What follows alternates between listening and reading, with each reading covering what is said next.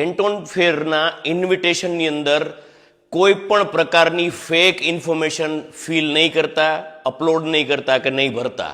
એમાં પછી તમારું વિઝિટિંગ કાર્ડ આવી જાય, ફોર એક્ઝામ્પલ તમારો લેટર હેડ આવી જાય, કંપનીની ઇન્ફોર્મેશન આવી જાય, કે કોઈ પણ પ્રકારના પાછલા જેટલા બી ટ્રાવેલ છે એમાં કોઈ પણ જાતની મિસ ઇન્ફોર્મેશન નહીં ભરતા. રીઝન કે તમે કોઈની પાસે તમે કામ કરાવતા હોય, ફોર એક્ઝામ્પલ ટ્રાવેલ એજન્ટ પોતાની તરફથી ઇન્ફોર્મેશન ફિલ કરી દેશે અને તમારા ફોર એક્ઝામ્પલ વિઝા બી આવી જાય છે ને, તો ઇમિગ્રેશન ઓફિસર જ્યારે બી તમારું ઇમિગ્રેશન થતું હશે ને ત્યારે ઇન્ફોર્મેશન મેચ કરશે ને, જવાબ નહીં દઈ શકે ને સર, ડિટેન્શનમાં તો બેસાડી દેશે, પણ આવનારા 5 વર્ષ સુધી પેનલ્ટી છે, તમે ચાઇનાની અંદર લીગલ એન્ટ્રી નહીં લઈ શકો.